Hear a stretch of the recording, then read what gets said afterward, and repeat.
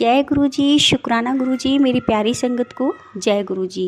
संगत जी, आज मैं आपके साथ एक सत्संग शेयर करना चाहती हूँ, लेकिन उससे पहले मंत्र जाप बोलना चाहूँगी। ओम नमः शिवाय, शिव जी सदा सहाय।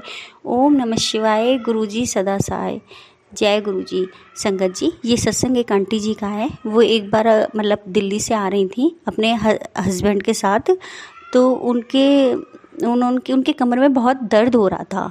तो वो अपने हस्बैंड से बोलने लगी कि मेरे ना कमर में बहुत दर्द हो रहा है और इतने दिन हो गए, मुझे कहीं डॉक्टर को दिखा दो।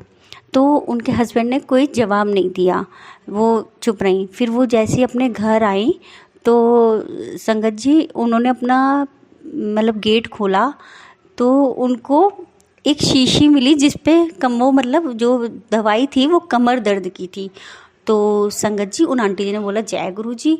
फिर उन्होंने मतलब वो लगाई दवाई तो उनका कमर में काफ़ी आराम आ गया दर्द में, और अभी है मतलब बहुत कम है, कभी कभी उठता है कमर में दर्द।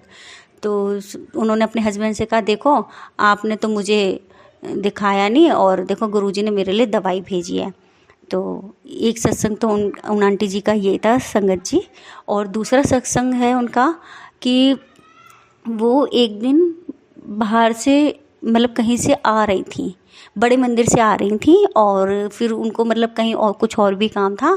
तो वो काम करते हुए वो रात को 9:30 बजे करीब अपने घर पहुंची।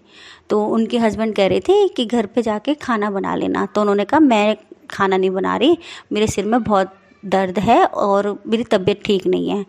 तो वो घर पहुंची तो उन्होंने कहा कि चलो मैं पहले दूध ले आती हूँ। वो दूध लेने गई संगत जी। जब वो अपने मतलब जिनसे दूध लेती थी वो दूध लेने गई तो उन्होंने उनको एक प्लेट में एक थाली सजा के दी जिसमें मतलब भोजन था।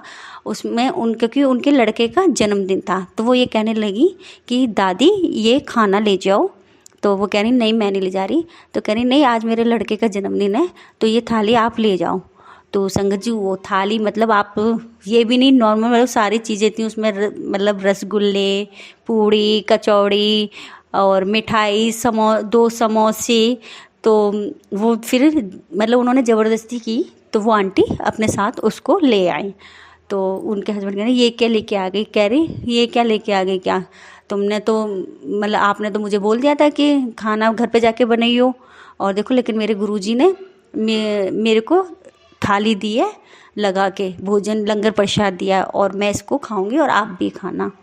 तो देख लो संगत जी, वो कहते ना हमको याद नहीं आता कि गुरुजी हमारे साथ क्या करते हैं, लेकिन छोटी छोटी बातें भी गुरुजी सुनते हैं और उनको पूरा करते हैं और अपनी संगत की परेशानी समझते हैं।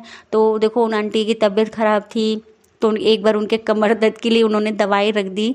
आपको शायद संगत जी अजीब लग रहा होगा, लेकिन और दूसरा देख लो उनसे खाना नहीं बन रहा था, वो थकी हुई थी, उनके सिर में दर्द था, तो गुरुजी ने उनको थाली लगा के दे दी भोजन की। और ये तो बहुत बड़ी बात है संगत जी कि उन्होंने सोचा कि मेरी तबीयत सही नहीं, मुझसे खाना नहीं बनेगा।